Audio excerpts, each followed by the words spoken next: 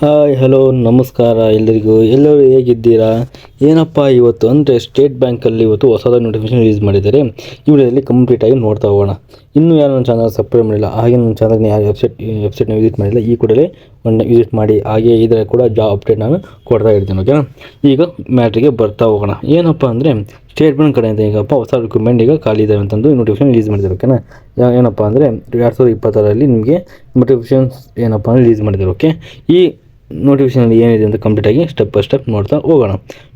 ಮೊದಲನೇದಾಗಿ ಬಂದ್ಬಿಟ್ಟು ಏನಪ್ಪ ಅಂದರೆ ಸ್ಟೇಟ್ ಬ್ಯಾಂಕ್ ಏನಪ್ಪ ಸಂಸ್ಥೆ ಹೆಸರು ಬಂದು ಸ್ಟೇಟ್ ಬ್ಯಾಂಕಲ್ಲಿ ನಿಮಗೆ ನೋಟಿಫಿಕೇಶನ್ ಖಾಲಿದೆ ಅಂತ ಹೇಳಿದ್ದಾರೆ. ಯಾಕಂದರೆ ಹುದ್ದೆಗಳ ಹೆಸರು ಬಂದ್ಬಿಟ್ಟು FLC ಕೌನ್ಸಿಲರ್ ಮತ್ತು ಡೈರೆಕ್ಟರ್ ನಿಮಗೆ ಹುದ್ದೆಗಳು ಖಾಲಿದೆ ಅಂತ ಹೇಳಿ ತಿಳಿಸಿಕೊಟ್ಟಿದ್ದಾರೆ. ಓಕೆ, ಟೋಟಲ್ ಹುದ್ದೆಗಳ ಸಂಖ್ಯೆ ಬಂದುಬಿಟ್ಟು 257 ಹುದ್ದೆಗಳು ಇಲ್ಲಿ ಖಾಲಿ ಇದೆ ಅಂತ ಇಲ್ಲಿ ತಿಳಿಸಿಕೊಟ್ಟಿದ್ದಾರೆ. ಓಕೆನಾ? ಜಾಬ್ ಲೊಕೇಶನ್ ಬಂದ್ಬಿಟ್ಟು ಏನಪ್ಪ ಅಂದರೆ ಆಲ್ ಓವರ್ ಇಂಡಿಯಾದಲ್ಲಿ ನಿಮಗೆ ಜಾಬ್ ಲೊಕೇಶನ್ ಇರುತ್ತೆ. ಓಕೆನಾ? ಅದಾದಮೇಲೆ ಪರ್ ಮಂತ್ ಸ್ಯಾಲ್ರಿ ಬಂದುಬಿಟ್ಟು ನಿಮಗೆ ಏನಪ್ಪ ಅಂದರೆ 30,000ದಿಂದ ಏನಪ್ಪ ಅಂದರೆ 50,000 ರೂಪಾಯಿ ನಿಮಗೆ ಏನಪ್ಪ ಅಂದರೆ ಮಂತ್ಲಿ ಸ್ಯಾಲರಿಯಲ್ಲಿ ನೀಡುತ್ತಾರೆ ಅಂತ ಇಲ್ಲಿ ಕಂಪ್ಲೀಟಾಗಿ ತಿಳಿಸಿ ಕೊಟ್ಟಿದ್ದಾರೆ. ನೆಕ್ಸ್ಟ್ ಬಂದ್ಬಿಟ್ಟು ಎಜುಕೇಷನ್ ಕ್ವಾಲಿಫಿಕೇಷನ್ ಏನಾಗಿರಬೇಕಪ್ಪ ನಿಮಗೆ ಆಗಿರಬೇಕಪ್ಪ ಈ ಜಾಬ್ಗೆ ಅಂದರೆ ಏನಪ್ಪ ಅಧಿಸೂಚನೆ ಪ್ರಕಾರ ಅಭ್ಯರ್ಥಿಗಳು ಬ್ಯಾಂಕ್ ಸೇವೆಯಿಂದ ನಿವೃತ್ತರಾಗಿರಬೇಕಂದ್ರೆ ನೀವು ಯಾವುದೇ ಥರ ಸರ್ವಿಸ್ ಮ್ಯಾನ್ ಆಗಿರಬಾರ್ದು. ನೀವು ಈ ಬ್ಯಾಂಕ್ ಕೂಡ ನೀವು ಯಾವುದೇ ಥರ ನಿಮ್ಗೆ ಕೆಲಸ ಮಾಡ್ತಿರಬಾರ್ದು. ಹಂಗಿದ್ರೆ ಮತ್ತು ನಿಮಗೆ ಅಪ್ಲೈ ಮಾಡೋಕ್ಕೆ ಬರುತ್ತೆ. ಓಕೆನಾ? ಅದಾದಮೇಲೆ ಏಜ್ ಲಿಮಿಟ್ ಬಂದುಬಿಟ್ಟು ಏನಪ್ಪ ಬಂದಿರ್ತಪ್ಪ ಅಂದರೆ 60 ವರ್ಷದಿಂದ 65 ವರ್ಷವರೆಗೆ ನಿಮ್ಗೆ ಏನಪ್ಪ ಅಂದರೆ ಏಜ್ ಲಿಮಿಟ್ ಆಗಿರಬೇಕು. ಓಕೆನಾ? ಆಗಿದ್ರೆ ಮಾತ್ರ ಜಾಬ್ಗೆ ಅಪ್ಲೈ ಮಾಡೋಕ್ಕೆ ಅವಶ್ಯಕತೆ ಇರುತ್ತೆ. ಓಕೆನಾ? ನೆಕ್ಸ್ಟ್ ಬಂದುಬಿಟ್ಟು ಸ್ಯಾಲ್ರಿ ಬೆನಿಫಿಟ್ ಎಷ್ಟು ಸ್ಯಾಲ್ರಿ ಕೊಡ್ತಾರಪ್ಪ ನೋಡೋದಾದರೆ ಸ್ಯಾಲ್ರಿ ಬಂದುಬಿಟ್ಟು 30,000ದಿಂದ ನಮಗೆ 50,000 ಮಾತ್ರ ಏನಪ್ಪ ಮಂತ್ಲಿ ವೇತನ ನಿಮಗೆ ನೀಡುತ್ತಾರೆ ಅಂತ ಇಲ್ಲಿ ತಿಳಿಸಿ ಕೊಟ್ಟಿದ್ದಾರೆ. ಅದಾದಮೇಲೆ ಅಪ್ಲಿಕೇಶನ್ ಪ್ರೋಸೆಸ್ ಯಾವ ಥರ ಸೆಲೆಕ್ಷನ್ ಪ್ರೋಸೆಸ್ ಯಾವ ಥರ ನೀಡುತ್ತಾರೆ ನೋಡೋದಾದ್ರೆ ಸೆಲೆಕ್ಷನ್ ಪ್ರೋಸೆಸ್ ಬಂದುಬಿಟ್ಟು ಮೊದಲು ಅಪ್ಲಿಕೇಶನ್ ಶಾರ್ಟ್ ಲಿಸ್ಟ್ ಮಾಡ್ತಾರೆ. ಓಕೆನಾ? ಅದಾದಮೇಲೆ ಮೆರಿಟ್ ಲಿಸ್ಟ್ ಬಿಡ್ತಾರೆ. ಅದಾದಮೇಲೆ ಇಂಟರ್ವ್ಯೂ ಕನೆಕ್ಟ್ ಮಾಡ್ತಾರೆ. ಓಕೆನಾ? ಮೊದಲನೇದಾಗಿ ನಿಮ್ಮದು ಅಪ್ಲಿಕೇಶನ್ ಹಾಕಿದ್ರೆ ಅದನ್ನು ಶಾರ್ಟ್ ಲಿಸ್ಟ್ ಮಾಡಿ ನೆಕ್ಸ್ಟ್ ಅದಾದಮೇಲೆ ಮೆರಿಟ್ ಲಿಸ್ಟ್ ನಿಮಗೆ ಬಿಡುಗಡೆ ಮಾಡ್ತಾರೆ.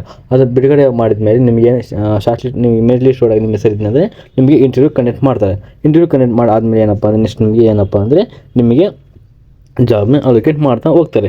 ನೆಕ್ಸ್ಟ್ ಬಂದುಬಿಟ್ಟು ಏನಪ್ಪ ಅಂದರೆ ಅಪ್ಲಿಕೇಶನ್ ಫೀಸ್ ಎಷ್ಟಿರುತ್ತಪ್ಪ ಅನ್ನೋದಾದರೆ ಆ್ಯಸ್ ಪರ್ ಡಿಪಾರ್ಟ್ಮೆಂಟ್ ಪ್ರಕರಣದ ಎಷ್ಟಿರುತ್ತೆ ಅರೌಂಡ್ ನಿಮಗೆ 500 ಒಳಗೆ ನಿಮಗೆ ಏನಪ್ಪ ಅಪ್ಲಿಕೇಶನ್ ಫೀಸ್ ಇರುತ್ತಂತ ಇಲ್ಲಿ ತಿಳಿಸಿ ಕೊಟ್ಟಿದ್ದಾರೆ. ಓಕೆ, ನೆಕ್ಸ್ಟ್ ಬಂದುಬಿಟ್ಟು ಯಾವ ಥರ ಅಪ್ಲಿಕೇಶನ್ ಆಗಬೇಕಪ್ಪ ಅಂದರೆ ನಾನು ಕೆಳಗಡೆ ನಿಮ್ದು ಏನಪ್ಪ ವೆಬ್ಸೈಟ್ ಲಿಂಕ್ ಕೊಟ್ಟಿರ್ತೀನಿ. ಓಕೆನಾ? ಅಲ್ಲಿ ಹೋಗಿ ಈ ವೆಬ್ಸೈಟ್ ಮುಖಾಂತರ ನೀವೇನಪ್ಪ ಅಂದರೆ ಅಪ್ಲಿಕೇಶನ್ ಆಗ್ಬೋದು. ಓಕೆನಾ? ನೆಕ್ಸ್ಟ್ ಬಂದುಬಿಟ್ಟು ಇಲ್ಲಿ ಕ್ಲಿಕ್ ಮಾಡಿ ನೆಕ್ಸ್ಟ್ ಹೋಗ್ಬೇಕಂತ ಕೆರಿಯರ್ ಸೆಕ್ಷನ್ ಒಳಗೆ ಹೋಗಿ ಅಲ್ಲಿ ಕ್ಲಿಕ್ ಮಾಡಿ. ಅದಾದಮೇಲೆ ಏನಪ್ಪ ಅಂದರೆ ಇಲ್ಲಿ ನೆಕ್ಸ್ಟ್ ಥರ್ಡ್ ಕ್ಲಿಕ್ ಮಾಡಾದಮೇಲೆ FLC ಕೌನ್ಸಿಲರ್ ಮತ್ತು ಡೈರೆಕ್ಟರ್ ರಿಕ್ರೂಟ್ಮೆಂಟ್ 2026 ಲಿಂಕ್ ಅಂತ ಇರುತ್ತೆ, ಅದನ್ನು ಓಪನ್ ಮಾಡಿ. ಅದಾದಮೇಲೆ ಏನಪ್ಪ ಅಂದರೆ ನೋಟಿಫಿಕೇಶನ್ ಓಪನ್ ಮಾಡಾದಮೇಲೆ ನೀವು ಅಪ್ಲಿಕೇಶನ್ ಆಗ್ತಾ ಹೋಗ್ಬೋದು.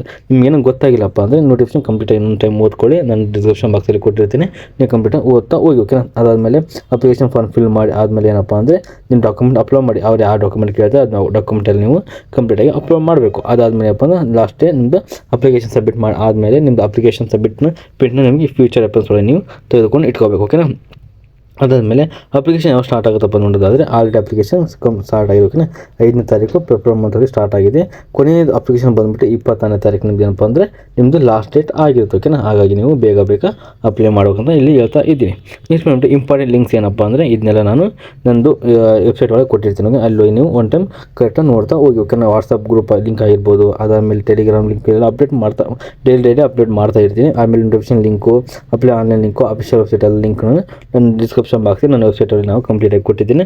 ನೀವು ನೋಡಿ ಒನ್ ಟೈಮ್ ಚೆಕ್ಔಟ್ ಮಾಡಿ. ಹಾಗೆ ಬೇರೆ ಥರ ನಿಮ್ಗೆ ಯಾವ ಜಾಬ್ ಅಪ್ಡೇಟ್ಗಳನ್ನು ಅಲ್ಲಿ ತಿಳಿಸಿ ಕೊಟ್ಟಿದ್ದೇನೆ. ಓಕೆನಾ?